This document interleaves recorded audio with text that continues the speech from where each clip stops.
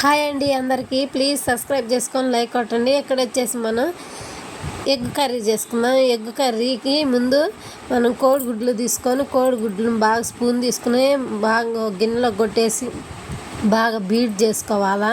Beat చేసుకొని ఇడ్లీ ప్లేట్లు తీసుకొని ఇడ్లీ ప్లేట్లకి కొంచెం నూనె అప్లై చేసుకొని ఎగ్ మిశ్రమం ఉంది కదా, ఇడ్లీ ప్లేట్లు అన్నిటికీ వేసేసుకొని ఎగ్ మిశ్రమం అంతా వేసేసుకొని ఇడ్లీ పాత్రలో పెట్టుకోవాలి. ఇడ్లీ పాత్రలో కాసిన వాటర్ తీసుకొని అవి పొయ్యి మీద పెట్టేసి ఇడ్లీ ప్లేట్లు మొత్తానికి మనం ఎగ్ అనేది కొట్టేసుకొని, మా రోషను మా కార్తీకు ఎగ్గు తినరు, ఎగ్గు పైది తింటారు కానీ జన అనేది తినరు. అందుకని చెప్పి నేను ఇట్లా బాగా బీట్ చేసి బాగా నొరగొచ్చేటట్టు చేసి ఇడ్లీ ప్లేట్లకి వేసి పెట్టా.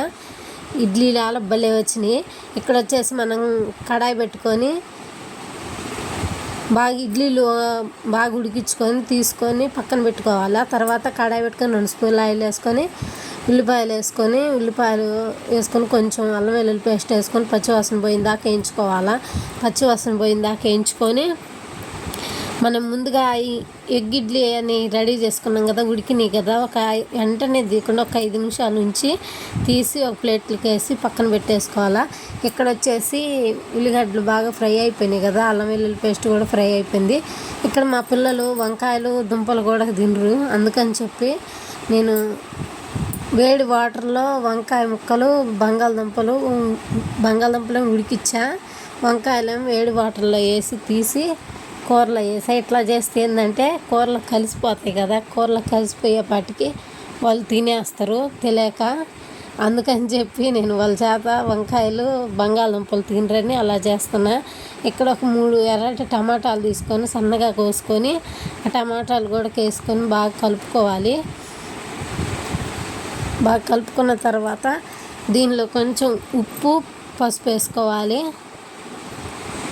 ఉప్పు పసుపు వేసుకొని బాగా టమాటాలకు అన్నిటికీ కలిసే విధంగా కలిపేసుకొని తగినంత ఉప్పు వేసుకోండి. తర్వాత చూసి మనం లాస్ట్లోనే వేసుకోవచ్చు మళ్ళీ ఉప్పు. ముందే ఉప్పు మరింత వేస్తే ఉప్పంగా ఉంటాయి ఈ కూరగాయలన్నీ అన్నీ. అందుకని చూసుకొని లైట్గా వేసుకుంటే ఏదో ముక్క ఉడకడానికి అన్నట్టుగా వేసుకొని తర్వాత వేసుకోవచ్చు చూసి. బాగా మూత పెట్టి ఒక 5 నిమిషాలు మగ్గనిస్తే బాగా మగ్గిపోద్ది. తర్వాత నేను ఒక దుంపని తీసి బాగా ఉడికిచ్చి సన్నటి ముక్కలుగా కోసి పెట్టుకుంటే ఇలా సన్నగా అవ్వడం వల్ల ఏంటంటే కూరలో గుజ్జు అయిపోయి పిల్లలు దుంప వేసినరా వేయలేరా అని కూడా తెలుసుకోకుండా తినేస్తారు ముద్దలతో పాటు. అందుకని నేను సన్నగా తరిగి వేసా. ఇట్లా మొత్తం గుజ్జుగా ఉడికించుకోవాలా. ఆ తర్వాత నేను ఇందాకలే ఎగ్గు ఇడ్లీ పాత్రలో వేసా కదా, అవి మొత్తం ఇలా తీసి ప్లేట్లో పెట్టేసుకొని పక్కన పెట్టుకోవాలా.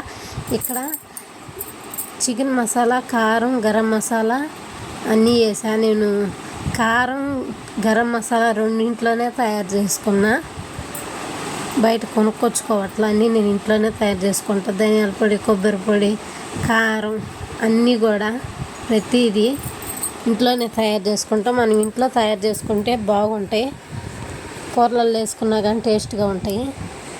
అన్నీ వేసేసుకొని మసాలాలన్నీ బాగా కలుపుకొని కారం వేసినాక వాటర్ వేయకుండా ఒక 5 నిమిషాలు మగ్గనివ్వాలి.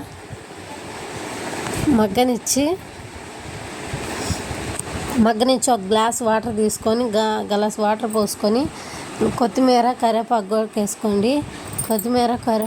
వేసుకొని అలా బాగా ఉడికిన తర్వాత బాగా ఉడికింది అన్న తర్వాత చూసుకొని మనం ముందుగా ఎగ్ ఇడ్లీ వేసి పెట్టాం కదా, ఆ ఎగ్ ఇడ్లీ అన్నీ ఈ కూరలో పరుచుకోవాలా ఒకదాని తర్వాత ఒకటి. అప్పుడు ఆ ఎగ్ ఇడ్లీ అనేది ఆ పులుసులో వేయడం వల్ల మొత్తం జ్యూసాలు మొత్తం లాగేసుకొని అసలుకి ఎంత టేస్ట్గా ఉంటుందంటే అంత టేస్ట్గా ఉంటుంది. సూపర్ టేస్ట్ ఉంటుంది. ఒకసారి ట్రై చేయండి, సూపర్ ఉంటుంది. మళ్ళీ చేసుకోవాలంటారు. మా పిల్లలు అయితే ఆ రోజు ఎగబడుతున్నారు. తినరేమో ఏం చేయాలా అనుకున్నా కానీ తిన్నారు, ఇష్టంగా తిన్నారు. మళ్ళీ చేయమని కూడా అడిగిర్రు. అంత బాగున్నాయి. అట్లా ఒకదాని తర్వాత ఒకటి వరుసగా పేర్ చేసుకోవాలా ఎగ్ ఇడ్లీ అన్నీ. వీళ్ళు లోపల జనం తినరు, అందుకని చెప్పి నేను కోడిగుడ్డు కొట్టి అంతే డైరెక్ట్గా ఇడ్లీ పాత్రలు ఉడికించుకోవచ్చు. కానీ జనం తినరని నేను బాగా స్పూన్ పెట్టి బాగా బీట్ చేసిన. విస్కర్ ఉంటే విస్కర్తో చేసుకోండి, మీరు విస్కర్ లేకపోతే స్పూన్తోనే చేసుకోండి. ఇంటికి రాగానే అన్నం వండి అన్నంలో వేడిగా కూర వేసి వైష్ణవికి కార్తీక్ పెట్టేస్తా. సూపర్ టేస్ట్గా ఉంది. ప్లీజ్ సబ్స్క్రైబ్ చేసుకోండి.